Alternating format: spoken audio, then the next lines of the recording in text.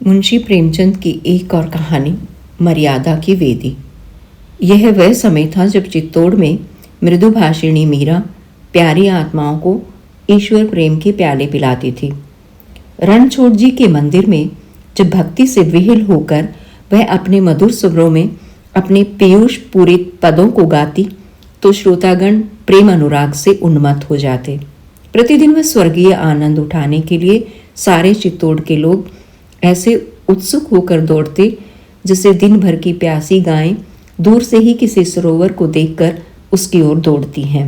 इस प्रेम सुधा सागर से केवल चित्तौड़ वासियों ही की तृप्ति नहीं होती थी, बल्कि समस्त राजपूताना की मरुभूमि प्लावित हो जाती थी।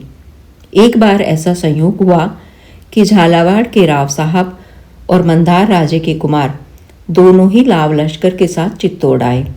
राव साहब के साथ राजकुमारी प्रभा भी थी, जिसके रूप और गुण की दूर दूर तक चर्चा थी। यहीं रणछोड़ जी के मंदिर में दोनों की आंखें मिली। प्रेम ने बाण चलाया। राजकुमार सारे दिन उदासीन भाव से शहर की गलियों में घुमा करता। राजकुमारी विरह से व्यथित अपने महल के झरोखों से झांका करती। दोनों व्याकुल होकर संध्या समय मंदिर में आते और यहाँ चंद्र को देखकर कमुदनी खिल जाती। प्रेम प्रवीण मीरा ने कई बार इन दोनों प्रेमियों को सतृष्ण नेत्रों से परस्पर देखते हुए पाकर उनके मन के भावों को ताड़ लिया। एक दिन कीर्तन के पश्चात जब झालावाड़ के राव साहब चलने लगे तो उसने मंदार के राजकुमार को बुलाकर उनके सामने खड़ा कर दिया और कहा, राव साहब, मैं प्रभा के लिए वर लाई हूं, आप इसे स्वीकार कीजिए। प्रभा लज्जा से गड़सी गई।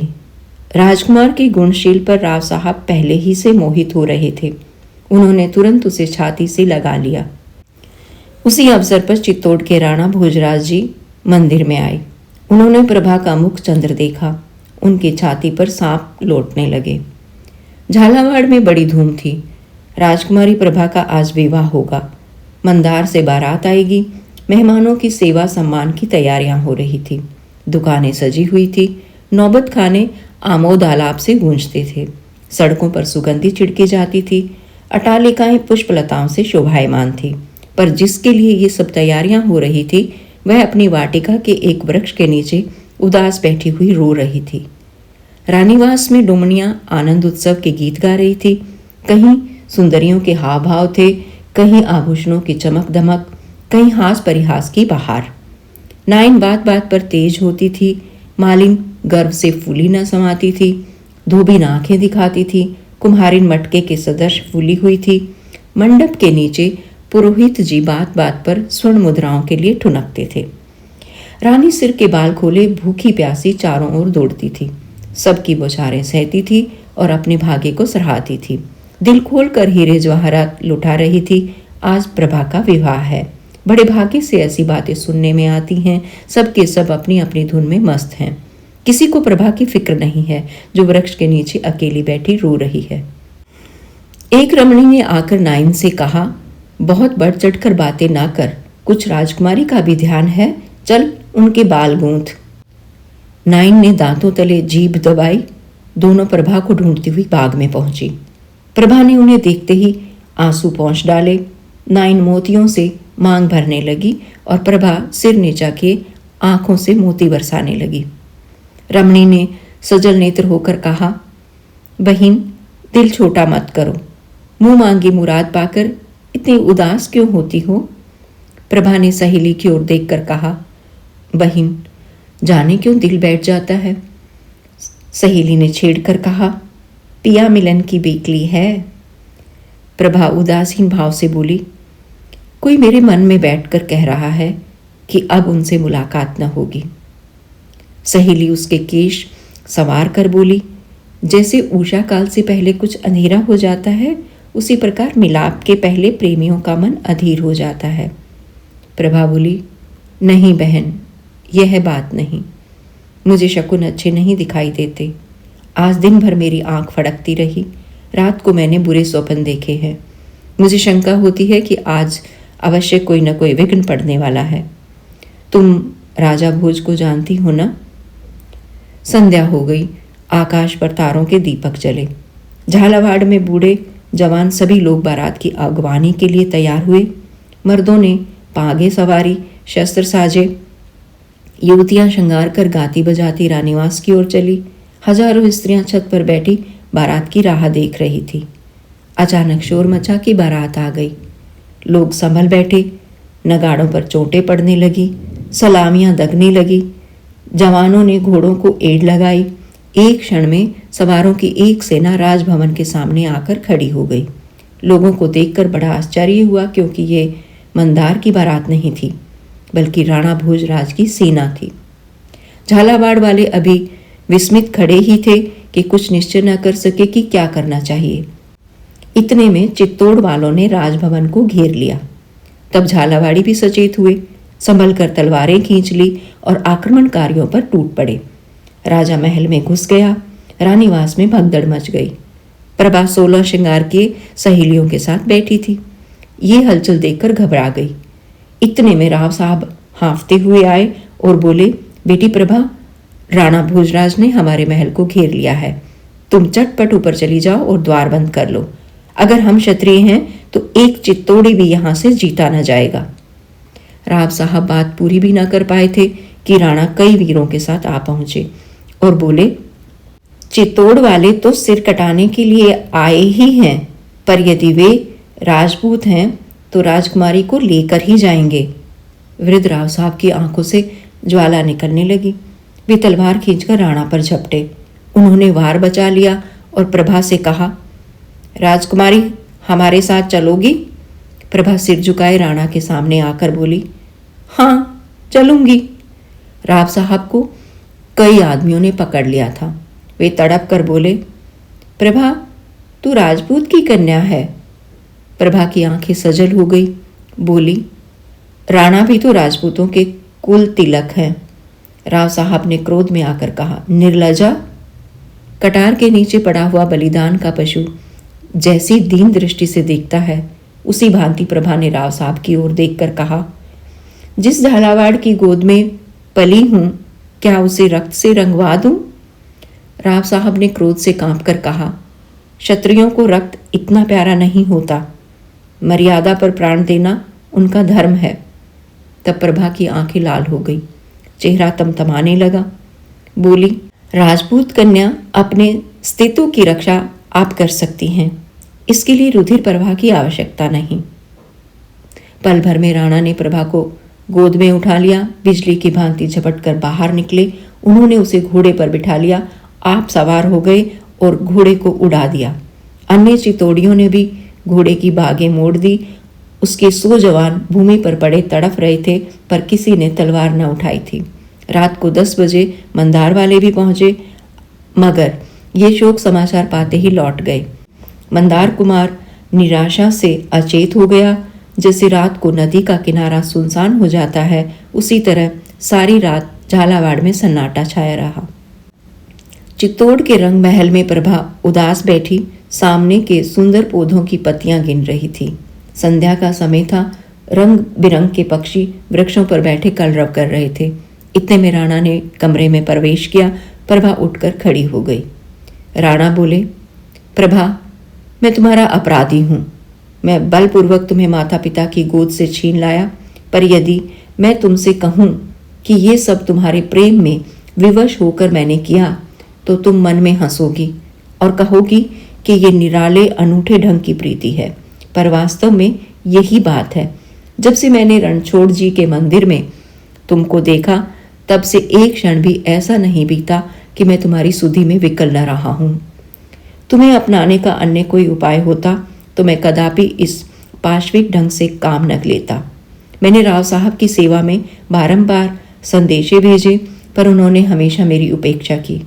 अंत में जब तुम्हारे विवाह की अवधि आ गई और मैंने देखा कि एक ही दिन में तुम दूसरे की प्रेम पात्री हो जाओगी और तुम्हारा ध्यान करना भी मेरी आत्मा को दूषित करेगा, तो लाचार होकर मुझे ये अनीति करनी पड़ी। मैं मानता हूं कि ये सर्वथा मेरी स्वार्थ अंधता है। मैंने अपने प्रेम के सामने तुम्हारे मनोगत भावों को कुछ न समझा, पर प्रेम स्वयं एक बढ़ी हुई स्वार्थ परतता है। जब मनुष्य को अपने प्रियतम के सिवा और कुछ नहीं सूझता। मुझे पूरा विश्वास है कि मैं अपने विनीत भाव और प्रेम से तुमको अपना लूंगा। प्रभा, प्यास से मरता हुआ मनुष्य यदि किसी गड्ढे में मुंह डाल दे तो वह दंड का भागी नहीं है। मैं प्रेम का प्यासा हूँ। मीरा मेरी सहधर्मिणी है। उसका हृदय प्रेम का अगाध सागर है।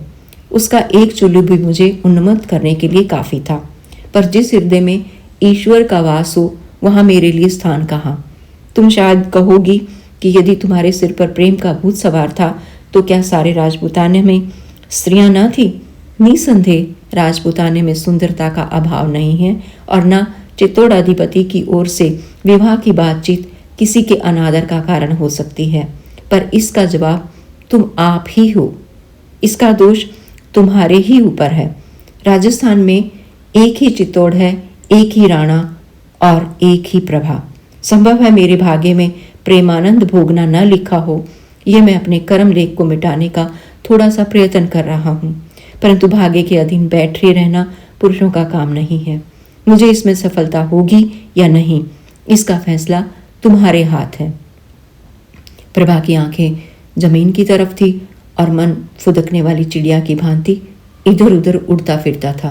वह झालावाड़ को मारकाट से बचाने के लिए राणा के साथ आई थी, मगर राणा के प्रति उसके हृदय में क्रोध की तरंगे उठ रही थी। उसने सोचा था कि वे यहाँ आएंगे तो उन्हें राजपूत, कुल कलंक, अन्यायी, दुराचारी, दुरात्मा, कायर कहकर उनका गर्व चूर चूर कर देगी। उसको विश्वास था कि ये अपमान उनसे ना सहा जाएगा और वे मुझे बलात् अपने काबू में लाना चाहेंगे।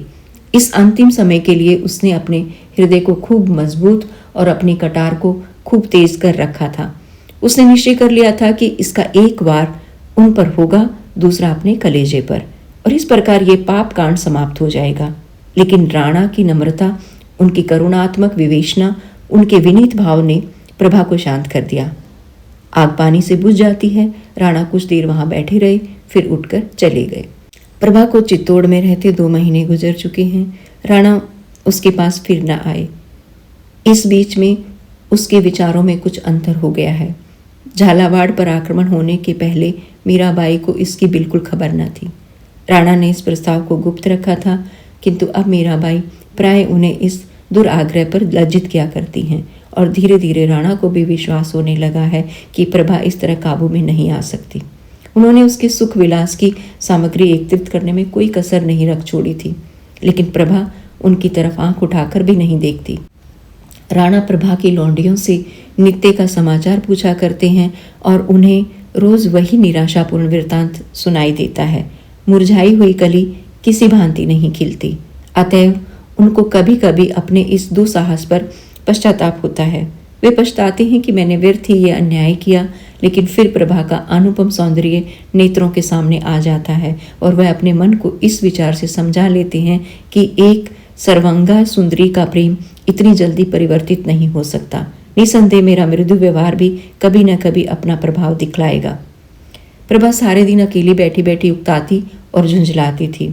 उसके विनोद के निमित्त कई गाने वाली स्त्रियां नियुक्त थी, किंतु राग रंग से उसे अरुचि हो गई। वह प्रतिक्षण चिंताओं में डूबी रहती थी।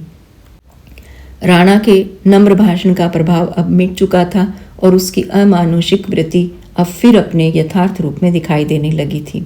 वाक चतुरता शांतिकारक नहीं होती, वह केवल निरुत्तर कर देती है। प्रभा को अब अपने अवाक हो जाने पर आश्चर्य होता है। उसे राणा की बातों के उत्तर भी सूझने लगे हैं।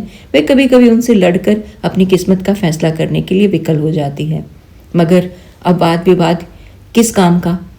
वह सोचती है कि मैं राव साहब की कन्या हूँ, पर संसार की दृष्टि में राणा की रानी हो चुकी। अब यदि मैं इस कैद से छूट भी जाऊं तो मेरे लिए कहाँ ठिकाना है। मैं कैसे मुंह दिखाऊंगी। इससे केवल मेरे वंश का ही नहीं वरन समस्त राजपूत जाति का नाम डूब जाएगा। मंद कुमार मेरे सच्चे प्रेमी हैं, मगर क्या वे मुझे अंगीकार करेंगे?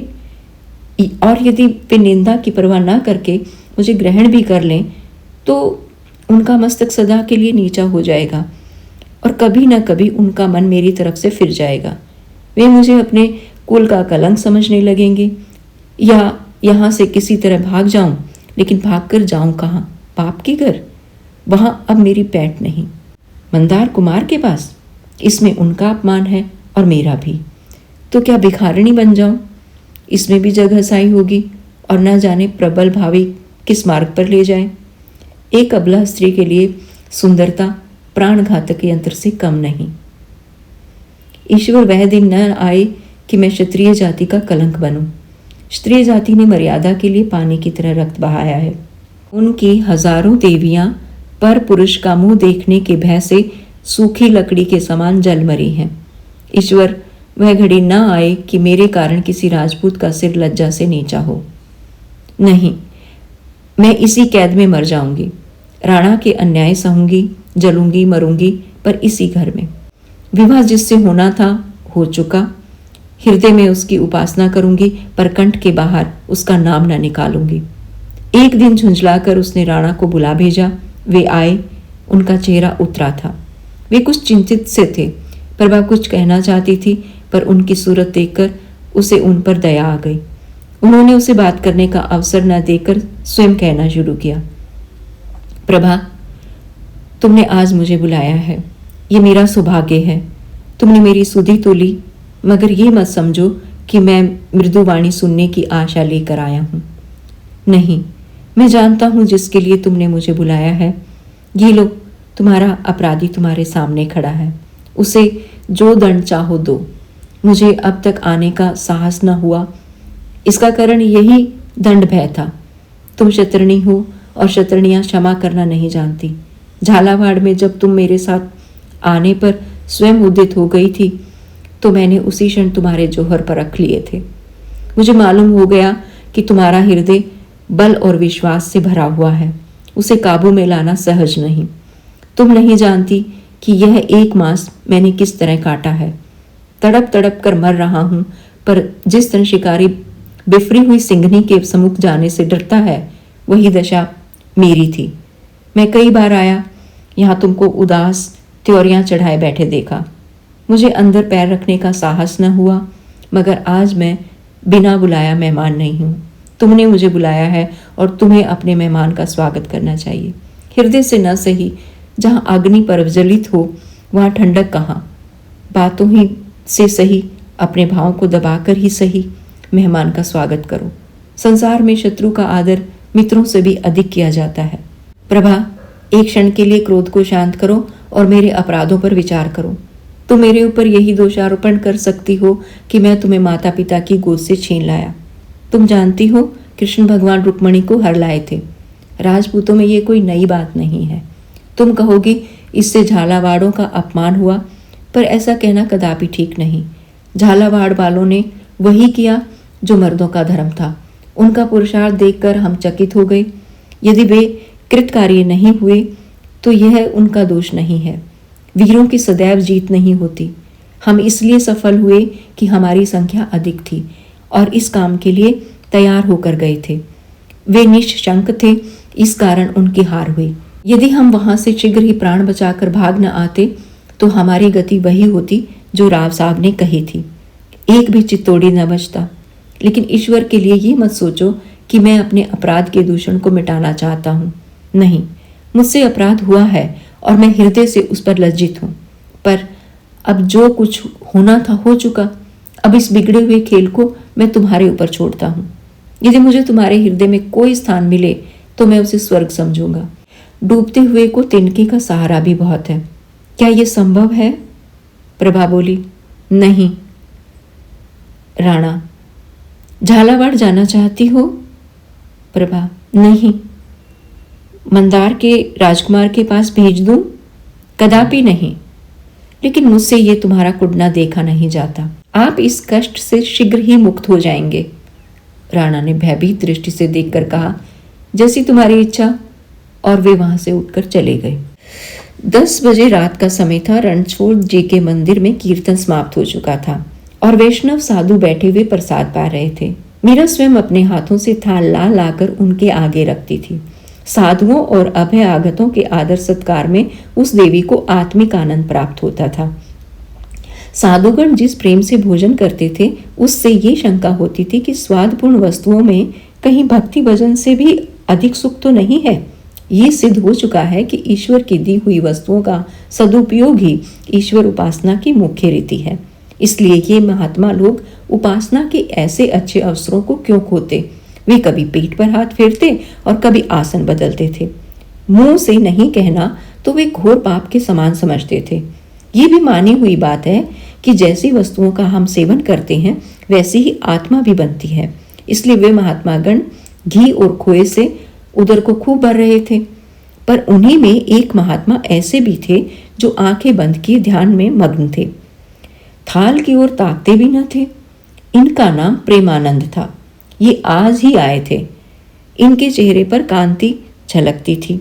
अन्य साधु खाकर उठ गए, परंतु उन्होंने थाल छुआ भी नहीं।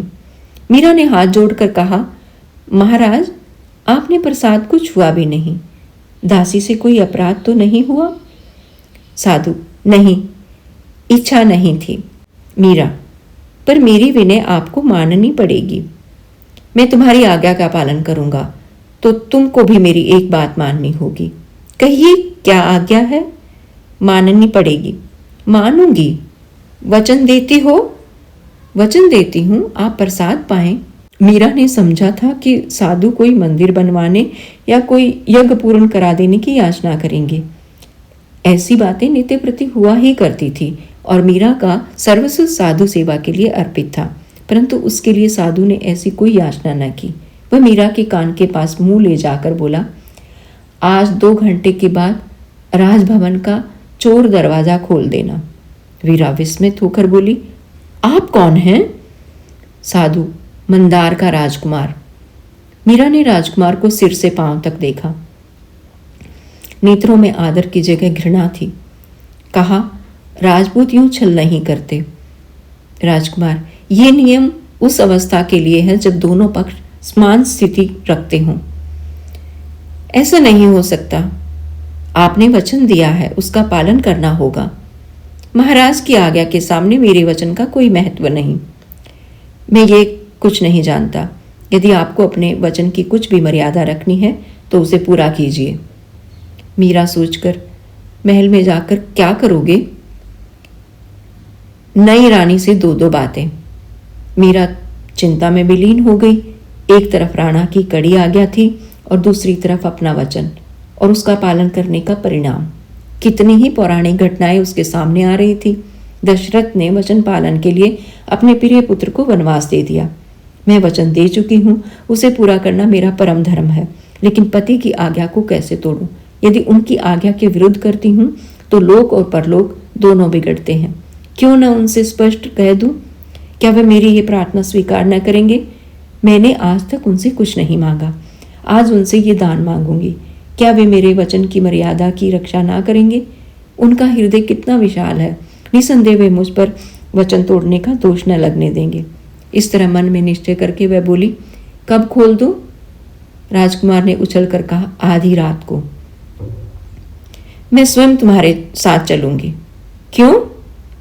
तुमने मेरे साथ छल किया है, मुझे तुम्हारा विश्वास नहीं है। राजकुमार ने लज्जित होकर कहा, अच्छा, तो आप द्वार पर खड़ी रहिएगा। यदि फिर कोई दगा किया तो जान से हाथ धोना पड़ेगा। मैं सब कुछ सहने के लिए तैयार हूं। मीरा यहां से राणा की सेवा में पहुंची। वे उसका बहुत आदर करते थे। वे खड़े हो गए। इस समय मीरा का आना एक असाधारण बात थी। उन्होंने पूछा, भाई जी, क्या आज्ञा है? आपसे भिक्षा मांगने आई हूं, निराश न कीजिएगा। मैंने आज तक आपसे कोई विनती नहीं की, पर आज एक ब्रह्म फांस में फंस गई हूं। इसमें से मुझे आप ही निकाल सकते हैं। मंदार के राजकुमार को तो आप जानते हैं। हाँ, अच्छी तरह। आज उसने मुझे बड़ा धोखा दिया। एक वैष्णव महात्मा का रूप धारण कर रणछोड़ जी के मंदिर में आया और उसने छल करके मुझे वचन देने पर बाध्य किया। मेरा साहस नहीं होता कि उसकी कपट विनय आपसे कहूं। प्रभा से मिला देने को कहा था? जी हाँ, उसका अभिप्राय वही है। लेकिन सवाल ये है कि मैं आधी रात को राजमहल का गुप्त द्वार खोल दूं। मैंने उसे बहुत समझाया, बहुत धमकाया, पर वह किसी भांति न माना। निदान विवश होकर जब मैंने कह दिया तब उसने प्रसाद पाया। अब मेरे वचन की लाज आपके हाथ है। आप चाहें उसे पूरा करके मेरा मान रखें, चाहे उसे तोड़कर मेरा मान तोड़ दें। आप मेरे ऊपर जो कृपा दृष्टि रखते हैं उसी के भरोसे मैंने वचन दिया। अब मुझे इस फंदे से उबारना आपका काम है।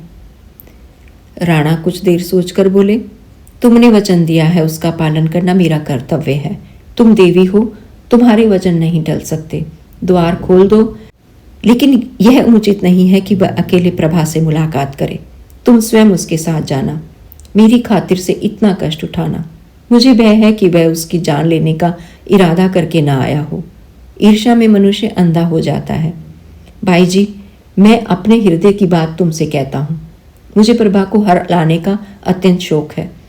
मैंने समझा था कि यहाँ रहते रहते वह हिल मिल जाएगी, किंतु वह अनुमान गलत निकला। मुझे भय है कि यदि उसे कुछ दिन यहाँ और रहना पड़ा तो वह जीती न बचेगी। मुझ पर एक अबला की हत्या का अपराध लग जाएगा। मैंने उससे झालावाड़ जाने के लिए कहा, पर वह राजी न हुई। आज तुम उन दोनों की बातें सुनो। अगर वह मंदार कुमार के साथ जाने पर राजी हो तो मैं प्रसन्नतापूर्वक अनुमति दे दूंगा। मुझसे कुढ़ना नहीं देखा जाता।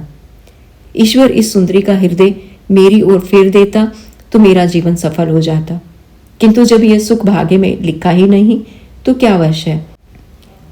मैंने तुमसे ये बातें कही, इसके लिए मुझे क्षमा करना। तुम्हारे पवित्र हृदय में ऐसे विषयों के लिए स्थान कहाँ। मीरा ने आकाश की ओर संकोच से देखकर कहा, तो मुझे आज्ञा है मैं चोर द्वार खोल दूं। तुम इस घर की स्वामिनी हो, मुझसे पूछने की जरूरत नहीं। मीरा राणा को प्रणाम कर चली गई। आधी रात बीत चुकी थी। प्रभा चुपचाप बैठी दीपक की ओर देख रही थी और सोचती थी, इसके घुलने से प्रकाश होता है। यह बत्ती अगर जलती है तो दूसरों को लाभ पहुंचाती है। मेरे जलने से किसी को क्या लाभ, मैं क्यों घुलूं, मेरे जीने की जरूरत है। उसने फिर खिड़की से सिर निकालकर आकाश की तरफ देखा। काले पट पर उज्जवल तारे जगमगा रहे थे। प्रभा ने सोचा, मेरे अंधकार में भाग्य में ये दीप्तिमान तारे कहाँ हैं? मेरे लिए जीवन के सुख कहाँ हैं? क्या रोने के लिए जीऊं? ऐसे जीने से क्या लाभ? और जीने में उपहास भी तो है। मेरे मन का हाल कौन जानता है? संसार मेरी निंदा करता होगा। झालावाड़ की स्त्रियां मेरे मृत्यु के शुभ समाचार सुनने की प्रतीक्षा कर रही होंगी। मेरी प्रिय माता लज्जा से आंख न उठा सकती होंगी, लेकिन जिस समय मेरे मरने की खबर मिलेगी गर्व से उनका मस्तक ऊंचा हो जाएगा। ये बेहयाई का जीना है। ऐसे जीने से मरना कहीं उत्तम है। प्रभा ने तकिए के नीचे से एक चमकती हुई कटार निकाली। उसके हाथ कांप रहे थे। उसने कटार की तरफ आंखें जमाई, हृदय को उसके अभिवादन के लिए मजबूत किया। हाथ उठाया, किंतु हाथ न उठा। आत्मा दृढ़ न थी। आंखें झपक गई, सिर में चक्कर आ गया। कटार हाथ से छूटकर जमीन पर गिर पड़ी। प्रभा क्रोध होकर सोचने लगी, क्या मैं वास्तव में निर्लज हूं? मैं राजपूतनी होकर मरने से डरती हूं। मान मर्यादा खोकर बेहया लोग ही जिया करते हैं। वे कौन सी आकांक्षा है जिसने मेरी आत्मा को इतना निर्बल बना रखा है? क्या राणा की मीठी मीठी बातें? राणा मेरे शत्रु हैं। उन्होंने मुझे पशु समझ रखा है, जिसे फंसाने के पश्चात हम पिंजरे में बंद करके हिलाते हैं। उन्होंने मेरे मन को अपनी वाक मधुरता का क्रीड़ा स्थल समझ लिया है। वे इस तरह घुमा घुमा कर बातें करते हैं और मेरी तरफ से युक्तियां निकालकर उनका ऐसा उत्तर देते हैं कि जबान ही बंद हो जाती है। हाय, निर्दयी ने मेरा जीवन नष्ट कर दिया है और मुझे यूं खिलाता है। क्या इसलिए जीऊं कि उसके कपट भावों का खिलौना बनूं? फिर वह कौन सी अभिलाषा है? क्या राजकुमार का प्रेम? उनकी तो अब कल्पना ही मेरे लिए घोर पाप है। मैं अब उसी देवता के योग्य नहीं हूं। प्रियतम, बहुत दिन हुए मैंने तुमको हृदय से निकाल दिया। तुम भी मुझे दिल से निकाल डालो। मृत्यु के सिवा अब कहीं मेरा ठिकाना नहीं है। हे शंकर, मेरी निर्बल आत्मा को शक्ति प्रदान करो। मुझे कर्तव्य पालन का बल दो। प्रभा ने फिर कटार निकाली। इच्छा दृढ़ थी। हाथ उठा और निकट था कि कटार उसके शोकातुर हृदय में चुभ जाए कि इतने में किसी के पांव की आहट सुनाई दी। उसने चौंक कर सहमी दृष्टि से देखा। मंदार कुमार धीरे धीरे पैर दबाता हुआ कमरे में दाखिल हुआ। प्रभा उसे देखते ही चौंक पड़ी। उसने कटार को छिपा लिया। राजकुमार को देखकर उसे आनंद की जगह रोमांचकारी भय उत्पन्न हुआ। यदि किसी को जरा भी संदेह हो गया तो इनका प्राण बचना कठिन है। इनको तुरंत यहाँ से निकल जाना चाहिए। यदि इन्हें बातें करने का अवसर दूं तो विलंब होगा और ये अवश्य ही फंस जाएंगे। राणा इन्हें कदापि न छोड़ेंगे। ये विचार वायु और बिजली की तीव्रता के साथ उसके मस्तिष्क में दौड़े। वह तीव्र स्वर में बोली, भीतर मत आओ। राजकुमार ने पूछा, मुझे पहचाना नहीं? प्रभा, खूब पहचान लिया, किंतु ये बातें करने का समय नहीं है। राणा तुम्हारी घात में है, अभी यहां से चले जाओ। राजकुमार ने एक पग और आगे बढ़ाया और निर्भीकता से कहा, प्रभा, तुम मुझसे निष्ठुरता करती हो। प्रभा ने धमका कर कहा, तुम यहां ठहरोगे तो मैं शोर मचा दूंगी।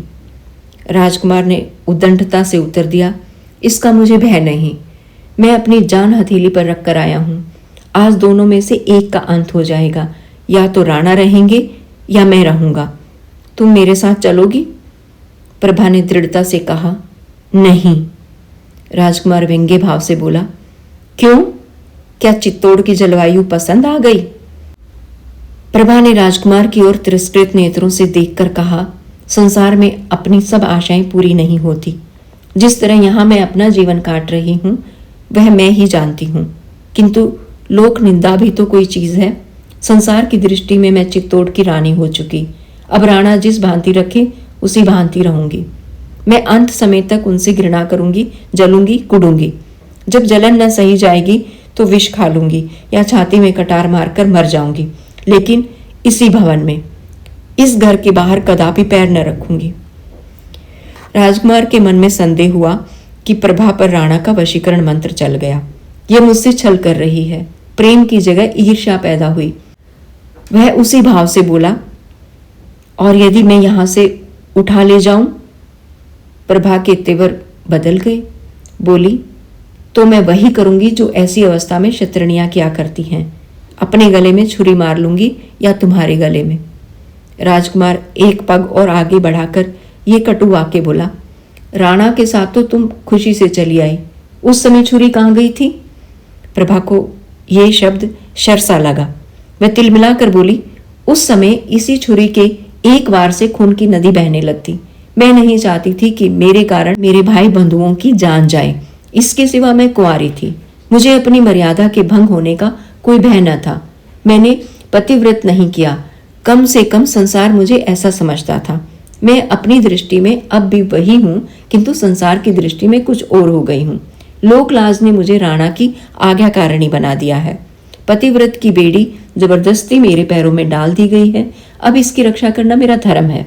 इसके विपरीत और कुछ करना शतरानियों के नाम को कलंकित करना है। तुम मेरे घाव पर व्यर्थ नमक क्यों छिड़कते हो? ये कौन सी भलमानसी है? मेरे भाग्य में जो कुछ बदा है वह भोग रही हूँ। मुझे भोगने दो और तुमसे विनती करती हूँ कि शीघ्र ही यहाँ से चले जाओ। राजकुमार एक पग और बढ़ाकर दुष्ट भाव से बोला, प्रभा, यहाँ आकर तुम त्रियाचरित्र में निपुण हो गई। तुम मेरे साथ विश्वासघात करके अब धर्म की आड़ ले रही हो। तुमने मेरे प्रणय को पैरों तले कुचल दिया और अब मर्यादा का बहाना ढूंढ रही हो। मैं इन नेत्रों से राणा को तुम्हारे सौंदर्य पुष्प का भ्रमर बनते नहीं देख सकता। मेरी कामनाएं मिट्टी में मिलती हैं तो तुम्हें लेकर जाएंगी।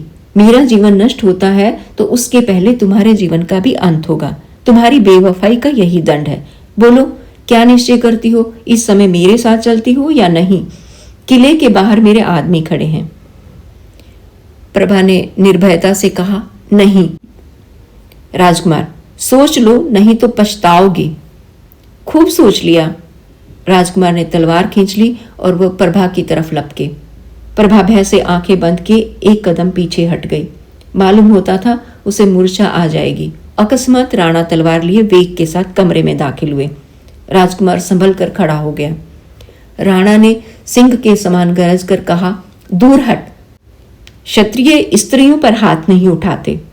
राजकुमार ने तन कर उत्तर दिया, लज्जाहीन स्त्रियों की यही सजा है। राणा ने कहा, तुम्हारा वैरी तो मैं था। मेरे सामने आते क्यों लजाते थे? जरा मैं भी तुम्हारी तलवार की काट देखता। राजकुमार ने ऐंठ कर राणा पर तलवार चलाई। शस्त्र विद्या में राणा अति कुशल थे। वार खाली देकर राजकुमार पर झपटे। इतने में प्रभा, जो मूर्छित अवस्था में दीवार से चिमटी खड़ी थी, बिजली की तरह कौंध कर राजकुमार के सामने खड़ी हो गई। राणा वार कर चुके थे। तलवार का पूरा हाथ उसके कंधे पर पड़ा। रक्त की फुहार छूटने लगी। राणा ने एक ठंडी सांस ली और उन्होंने तलवार हाथ से फेंककर गिरती हुई प्रभा को संभाल लिया। क्षण मात्र में प्रभा का मुखमंडल वर्णहीन हो गया, आंखें बुझ गई, दीपक ठंडा हो गया। मंदार कुमार ने भी तलवार फेंक दी और वह आंखों में आंसू भर प्रभा के सामने घुटने टेक कर बैठ गया। दोनों प्रेमियों की आंखें सजल थी, पतंगे बुझे हुए दीपक पर जान दे रहे थे। प्रेम के रहस्य निराले हैं। अभी एक क्षण हुआ, राजकुमार प्रभा पर तलवार लेकर झपटा था। प्रभा किसी प्रकार उसके साथ चलने पर उद्यत न होती थी। लज्जा का भय, धर्म की बेड़ी, कर्तव्य की दीवार रास्ता रोके खड़ी थी, परंतु उसे तलवार के सामने देखकर उसने उस पर अपना प्राण अर्पण कर दिया। प्रीति की प्रथा निभा दी, लेकिन अपने वचन के अनुसार उसी घर में। हाँ, प्रेम के रहस्य निराले हैं। अभी एक क्षण पहले राजकुमार प्रभा पर तलवार लेकर झपटा था। उसके खून का प्यासा था। ईर्ष्या की अग्नि उसके हृदय में दहक रही थी। वह रुधिर की धारा से शांत हो गई। कुछ देर तक वह अचेत बैठा रोता रहा, फिर उठा और उसने तलवार उठाकर जोर से अपनी छाती में चुभा ली। फिर रक्त की फुहार निकली। दोनों धाराएं मिल गई और उनमें कोई भेद ना रहा। प्रभा उसके साथ चलने पर राजी न थी, किंतु वह प्रेम के बंधन को तोड़ न सकी। दोनों उस घर ही से नहीं, संसार से एक साथ सिधारे।